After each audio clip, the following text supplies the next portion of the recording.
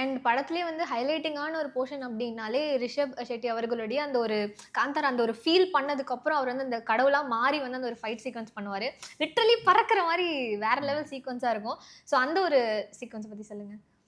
அந்த sequence actually நீங்கள் previous பார்ட்டில் பார்த்தாலுமே அது ரொம்ப highlighted sequence and most expected sequence இந்த இந்த இந்த படத்துலையுமே அது இருக்குன்னு எங்களுக்கு தெரியும். ஸோ பிகாஸ் அந்த குளிகா போர்ஷன் 100% எல்லாம் எக்ஸ்பெக்ட் பண்ணியே பண்ணுவாங்க. ஸோ எந்த மூமெண்ட்டில் வரும்னுட்டு ஸோ அவ்வளோ எக்ஸ்பெக்டேஷன் இருக்கிற சீக்வென்ஸு.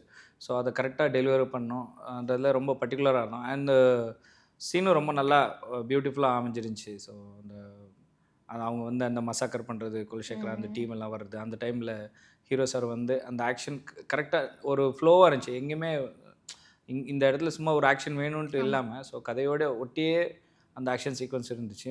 அண்ட் நம்மளுக்கு ஆல்ரெடி இது ப்ரீவியஸ் சீக்வன்ஸ்லேயே குளிகாவை நம்ம எக்ஸ்ப்ளோர் பண்ணதுனால ஸோ இந்த இந்த வாட்டி நம்மளுக்கு அதை விட பெஸ்ட்டாக இன்னும் என்ன பண்ண முடியும்.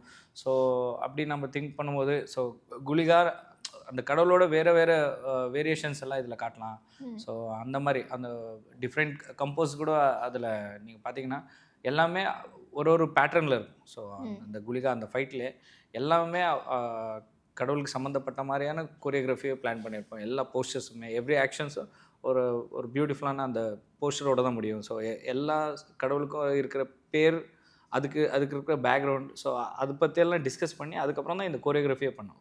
ஸோ எப்படி அவர் ஒரு கிணத்து உள்ளே போகிறதாகட்டும் ஒரு ஃபயரில் ஃபைட் பண்ணுறதாகட்டும் ஸோ இது எல்லாத்துக்குமே ஒரு பேக் ஸ்டோரி இருந்துச்சு. ஸோ அதெல்லாமே நீட்டாக டைரக்டர் சார் நம்மளுக்கு கன்வே பண்ணி நம்ம அதை பற்றி கொஞ்சம் ஆர்என்டி பண்ணி அதுக்கப்புறம் கொரியோகிராஃப் பண்ணோம்.